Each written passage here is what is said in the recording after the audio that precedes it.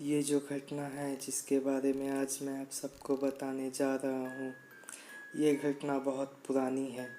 ये घटना मेरे पिताजी के दोस्त के साथ घटी थी जब वो करीब 16 साल के थे। तो ये कहानी है दो दोस्तों की जिनका नाम है आयुष और शिवम।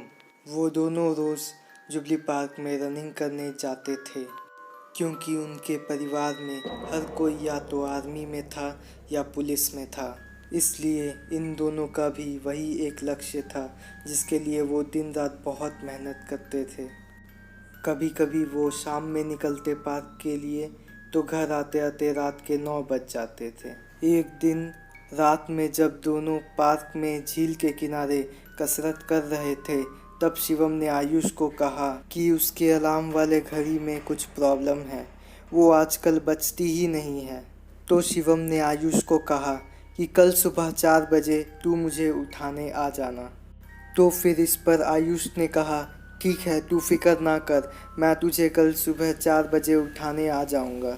अगले दिन आयुष पहुंच गया शिवम को उठाने। उन दिनों मोबाइल फ़ोन्स नहीं होते थे तो वो आवाज़ लगाने लगा, शिवम शिवम। सबसे पहले आयुष की आवाज़ शिवम की बहन की कानों पे पड़ी। शिवम बहुत ही गहरे नींद में था, इसलिए उसकी बहन जाकर उसे नींद से जगा देती है और कहती है उठो और देखो बाहर आयुष आया है, कब से तुम्हें आवाज़ दे रहा है। और फिर शिवम जल्दी से अपने जूते पहनकर तैयार हो जाता है। उसने दरवाज़ा खोला तो बाहर काफ़ी अंधेरा था उस दिन। वैसे सुबह के 4 बजे अंधेरा ही होता है मगर बहुत ही ज़्यादा खामोशी थी उस दिन। फिर वो दोनों पार्क के लिए चल दिए। उस दिन न जाने क्यों शिवम को काफ़ी बेचैनी सी हो रही थी क्योंकि उस दिन रास्ता दूसरे दिनों के मुकाबले बहुत ही ज़्यादा सुनसान था। वो दोनों पार्क पहुंच गए थे। पार्क में घुसने के लिए जो मेन गेट वाला रास्ता था वो काफ़ी दूर था, तो इसलिए आयुष कहता है कि इतना घूम कर क्या जाना, चलो आज इस दीवार को फांद कर ही पार्क के अंदर घुस जाते हैं। तो इस बात पे शिवम मान जाता है कि बात तो आयुष सही ही कर रहा है। तो इस पर आयुष शिवम को कहता है कि दीवार के उस पार पहले मैं जाऊंगा और फिर तुम मेरे पीछे पीछे आना। इतने देर में शिवम की बहन को प्यास लगी तो वो पानी पीने उठी। शिवम के जाने के ठीक 40 मिनट बाद जब वो पानी पीने हॉल में आई, उसने जो देखा वो देखकर उसके होश उड़ गए। उसने देखा कि घड़ी में उस वक्त रात के 2:30 बज रहे थे। ये देखकर वो बहुत ही ज़्यादा डर सी गई थी। उसने जल्दी से ये बात अपने माता पिता को बताई। आयुष का घर उनके घर के कुछ ही दूर में था, तो शिवम के माता पिता आयुष के घर गए ये जानने की आखिर ये दोनों अकेले इतनी रात में कहाँ गए होंगे। जब शिवम के माता और पिता आयुष के घर पहुँचे तब उन्होंने जो देखा वो देखकर वो ज़मीन पर खड़े ना रह पाए। दरवाज़ा आयुष ने ही खोला था अपने घर का।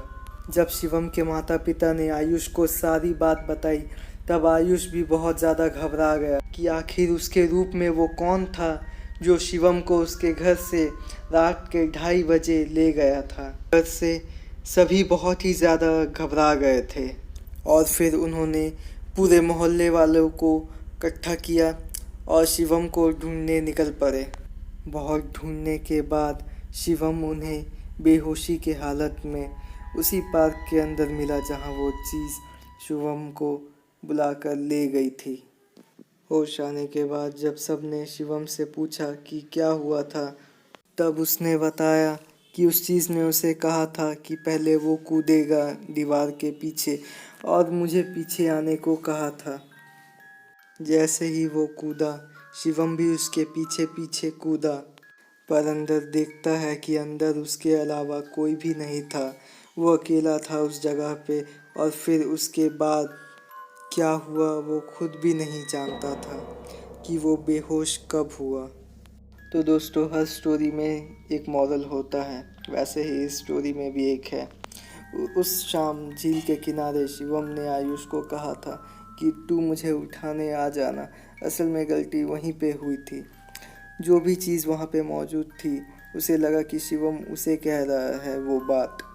तभी तो हमारे बड़े बुजुर्ग कहते हैं कि रात के समय सुनसान जगह पे हमें किसी का नाम लेकर कुछ भी नहीं बोलना चाहिए। तो शुक्रिया दोस्तों, मेरी स्टोरी अच्छी लगी हो तो सब्सक्राइब कर देना, क्योंकि अगली वीडियो और भी ज़्यादा इंटरेस्टिंग होने वाली है। थैंक यू दोस्तों।